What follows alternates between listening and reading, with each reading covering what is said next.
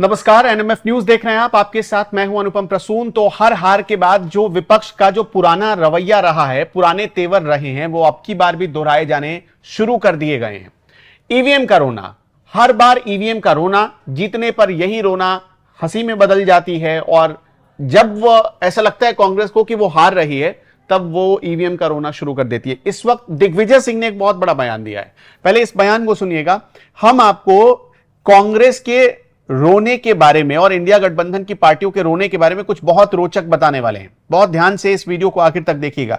लेकिन सबसे पहले दिग्विजय सिंह की बात सुन लीजिए। कल आपको 2 बजे के बाद क्या बहाना बनाया जाएगा, ये इससे पता चलता है। दिग्विजय सिंह कहते हैं कि बीजेपी की 300 सीटों पार वालों, बीजेपी की 300 सीटें पार तो वो जनता का नहीं, ईवीएम का वोट है। बीजेपी की 300 सीटें पार हो रही हैं तो वो जनता का नहीं बल्कि ईवीएम का वोट है। ये दिग्विजय सिंह कह रहे हैं। इसका मतलब यह है कि वो पब्लिक सीधे, आप सोचिए, आपने वोट डाला, आपने किसी दल को चुना, लेकिन आपके ऊपर सीधा सवाल खड़ा कर रहे हैं। और इस डेमोक्रेसी के साथ कितना बड़ा मजाक हो रहा है। यहां पर जिस जनता को पूजा जाता है भगवान की तरह, उसके साथ कितना बड़ा मजाक हो रहा है, वो ये बताता है ये बयान। देखिए, सबसे पहले जनता को यह समझने की जरूरत है कि कैसे वोटिंग होती है और ईवीएम कैसे काम करता है। जब तक आप लोग ये जानेंगे नहीं ना, तब तक इस तरह का नैरेटिव बनाया जाता रहेगा। जैसे ईवीएम आया, यहाँ पे ईवीएम खुला, हर पार्टी का एक पोलिंग एजेंट होता है। जैसे आप आरजेडी के हैं, एक समाजवादी पार्टी का, एक बीजेपी का।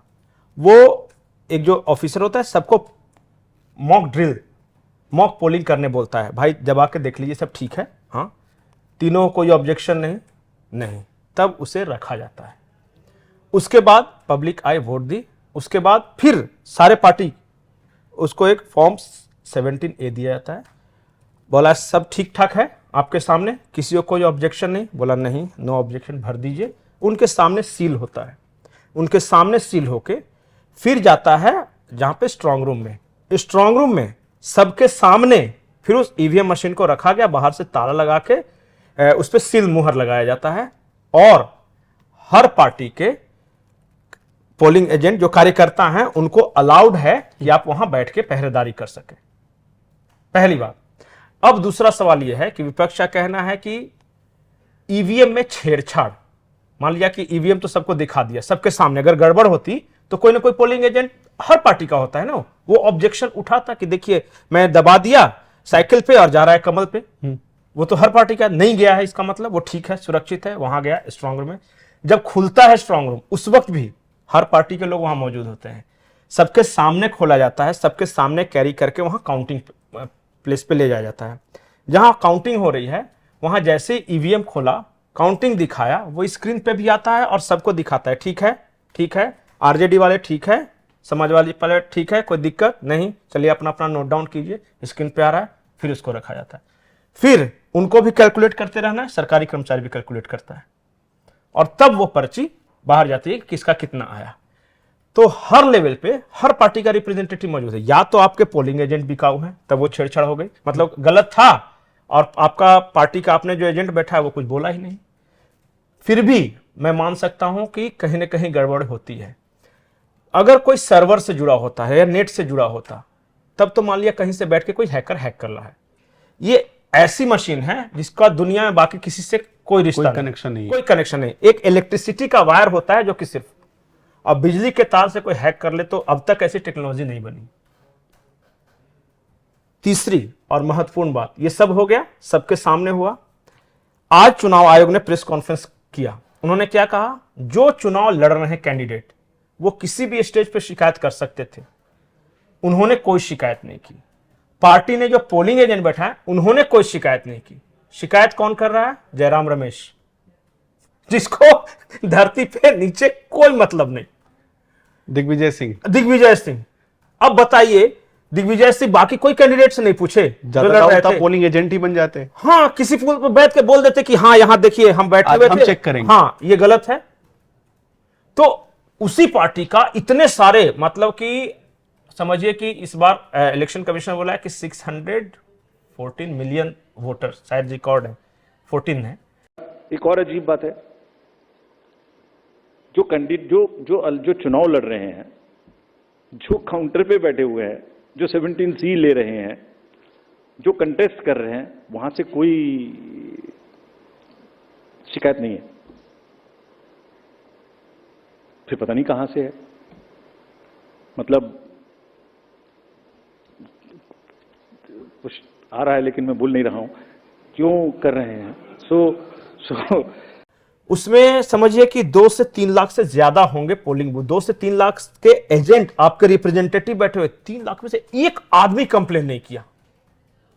और जब चुनाव हो गया सब कुछ, तो दिल्ली में बैठ के ईवीएम कर रहे हैं। ये जब तक प्रोसेस समझेंगे नहीं। हां, सरकारी कर्मचारी भी वहां होते हैं, मान लिया कि पॉलिटिकल पार्टी के कुछ ये किए तो उसकी भी जिम्मेदारी। अच्छा, सरकारी कर्मचारी में तो हर पार्टी के सपोर्टर हैं, मतलब उसमें तो वो तो कर्मचारी है, न्यूट्रल है। वो कुछ गड़बड़ रहेगा, हां, जैसे ही गड़बड़ होता है, अगर मान लिया कि कभी कभी ऐसा होता है काम नहीं कर रहा है, तो उसको तुरंत रिप्लेस करके दूसरा बटन, और फिर वही पहले मॉक पोल करो, सब करके देख लो भाई सब ठीक ठाक है नहीं, सिग्नेचर लिया जाता है सबसे मॉक पोल के बाद। हां, तब होता है। अब बताइए कैसे होगा। और एक आध मशीन में कोई मान लिया कर भी दे, इतनी सारी ईवीएम मशीनें, सब में एक साथ क्या करेगा, वोट देने के बाद सब या तो मशीन बदल दे, यह संभव नहीं क्योंकि 24 घंटा बैठे हुए हैं, या हर मशीन को खोल खोल के उसमें बदल दे कुछ, तभी करेगा ना, नट बोल्ट लेके बैठा रहे, और कोई उपाय नहीं। इसलिए ये सब बेकार की बातें हैं। जो जानता है प्रोसेस उसको समझ में आता है कि क्या, हां, बैलेट बॉक्स में क्या होता था कि गए पेज पे मुहर मारा, पलट दिया, उसमें क्या किया, पेन लेके गए, स्याही डाल के चले आए, जहां जहां वो इंक लग गया वो रिजेक्ट हो गया। वहां चांसेस ज्यादा थे कि नहीं। कोई बक्सा में पानी डाल दिया, खत्म, हाँ, पूरा खत्म हो गया, वहां तो दोबारा अब तो वोट देके चला गया। वो वही जमाना लाना चाहते हैं कि एक जमाना था जो लालू यादव कहते थे कि बॉक्स से जिन्न निकलेगा, अब जिन्न में निकल नहीं रहा है, लाइन में खड़ा होकर वोट दे रहे हैं। तो ये लोकतंत्र खतरे में है, इनका लोकतंत्र वगैरह खतरे में नहीं है। अब ये हार रहे हैं तो क्या बोलेगा, कुछ तो बोलना है, तो यही है। और चुनाव लड़ने वाला कोई नहीं बोल रहा है, कैंडिडेट जो पोलिंग एजेंट है वो कोई नहीं बोल रहा है, हर पार्टी के हैं, वो नहीं बोल रहे हैं। अब दिल्ली में बैठ के जयराम रमेश, दिग्विजय सिंह लिस्ट निकाल रहे हैं और यहां गड़बड़ हो गई। कुछ भी अब निकाले तो उस वक्त काहे नहीं बोले थे। अब कल जयराम रमेश बोल दिए कि अमित शाह 150 डीएम को फोन कर करके उनको, अच्छा, जयराम रमेश ने हाँ, ट्वीट भी धमकी किया दे रहे हैं, था। नहीं धमकी दे रहे हैं। इस इलेक्शन कमीशन तुरंत एक्शन लिया, बोला कि बताइए कोई सबूत है, कैसे हम तुरंत एक्शन लेंगे, अगर ऐसा कर रहे होंगे अमित शाह तो हम एक्शन लेंगे, बताइए कोई सबूत। तो हैं ये तो सॉरी कच्ची। अरे यार कुछ भी थोड़ी ना बोल दोगे, एक्शन नहीं हो रहा है फेक नैरेटिव फैलाने पे। अगर आपने कोई दावा किया है वो झूठा हो तो उनके खिलाफ भी अगर कार्रवाई वाला सिस्टम आ जाए ना तो ये सब चुप हो जाए।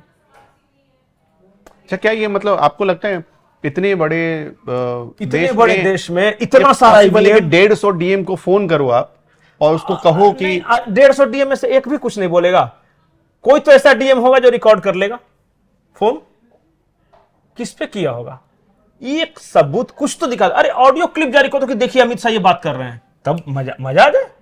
लेकिन कुछ नहीं, खाली खुद से बैठ के ट्वीट कर देना है। और मुझे लगता है कि अमित शाह जी के बारे में ऐसा बोलना, मतलब वो इतने कच्चे खिलाड़ी नहीं, वो मुखिया है कि सबको धमकाता फिर। अरे इतना सब बड़े पॉलिटिशियन हैं, अब सब कोई राहुल गांधी थोड़ी है कि सिद्धू मूसेवाला का गाना सुने हो 295, हाँ तो 295 आए, ये कोई रीजनिंग हुआ?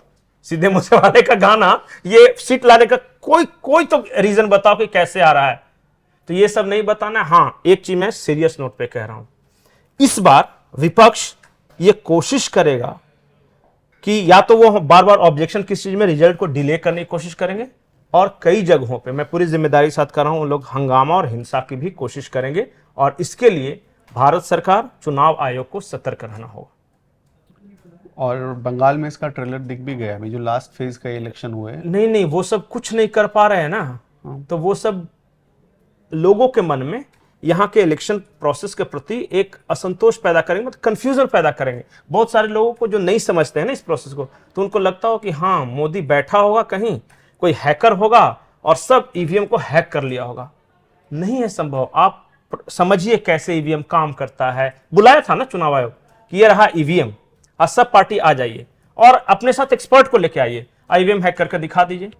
तो 2 लोग आए थे, तो बोले कि भाई आपको आता है? तो बोले नहीं, हम देखने आए हैं कि कैसा रहता है, कैसे काम करता है, वो समझने आए थे प्रोसेस। नहीं आया, रिप्रेजेंटेटिव नहीं भेजा इन लोगों ने। अब जो जनता को पता नहीं उसको आप कुछ भी घुट्टी पिला दीजिए ना, तो वो तो अब सपोर्टर भी चिल्लाने लगे ईवीएम। अरे बताओ कैसे कैसे हो सकता है। एक रीजन ये है कि बहुत सारे देशों में जैसे डेवलप्ड कंट्रीज हैं, इंग्लैंड में भी बैलेट पेपर से होता है। पता है इंग्लैंड का चुनाव, अमेरिका का चुनाव तो अब तो एक्सपोज हो गया, वो पिछली बार कोर्ट में फैसला हो रहा है बार बार। इंग्लैंड में आपके पास कोई आइडेंटिटी कार्ड नहीं होता, जैसे हमारे यहाँ वोटर लिस्ट होता है ना, आधार कार्ड, वहां कुछ नहीं, कोई आया डाल के चला गया। उससे पूछा गया कि भाई ऐसे तो कोई भी आके दोबारा तिबारा डाल के चला जाएगा, तो नहीं, हम इसलिए नहीं आई कार्ड चेक करते कि प्रोफाइलिंग हो जाएगी लोगों की, कि कौन काला है, कौन गोरा है, कौन ये किस कंट्री का है, तो उससे क्या हुआ कि लोगों को पता चल जाएगा कि इस तरह के लोग इस तरह का वोट देते हैं, तो हम ये नहीं करना, पैदा नहीं करना। तो फिर पूछा गया उनसे एक बहुत बड़े, तो इसमें तो बहुत फेक होता होगा, तो बोला कि नहीं हम हार्ड एक्शन लेते हैं। बोला अब तक कितने लोगों को लिया, तो बोला कि अब तक हमने कुल 50 लोगों का पर एक्शन लिया। अब बताइए इतना बड़ा देश है, अब कितने साल से चुनाव हो रहा है, अब फेक वोटिंग में से 50 लोगों पर एक्शन हो गया, तो यहाँ तो ऐसे भी हमारे यहाँ 50 तो एक बूथ पे पकड़ा जाते हैं फर्जी वोटर। तो ये है, देखिए जरूरी नहीं है कि जो विदेश का है वो सब कुछ अच्छा ही हो, कई मामलों में हमारा देश बहुत आगे है उनसे। हमारे यहाँ चुनाव को लेकर कभी इस तरह का तख्ता पलट की साजिश नहीं हुई, रिजीम चेंज नहीं हुआ, कभी इस तरह का कोर्ट कचहरी में लंबा नहीं फंसा, अब तक तो नहीं हुआ है। कोशिश कर रहे हैं लोग, लेकिन मुझे नहीं लगता ऐसा होगा। तो उम्मीद है कि ईवीएम से जुड़ी हुई बहुत सारी पेचीदगी आपको समझ में आ गई होंगी। तो कल जब विपक्ष ईवीएम का रोना रोएगा तो आप समझ जाइएगा कि वो अपनी हार को शायद मतलब एक्सेप्ट नहीं कर पा रहा है, पचा नहीं पा रहा है, इस वजह से उसने एक नया बहाना ईवीएम का ढूंढ लिया है। हमारे साथ जुड़ने के लिए आपका बहुत बहुत धन्यवाद। आपके हिसाब से बीजेपी और मतलब एनडीए और इंडिया को कितनी सीटें आ रही हैं? आपका एग्जिट पोल क्या कहता है? आप हमें कमेंट बॉक्स में लिखकर बता सकते हैं।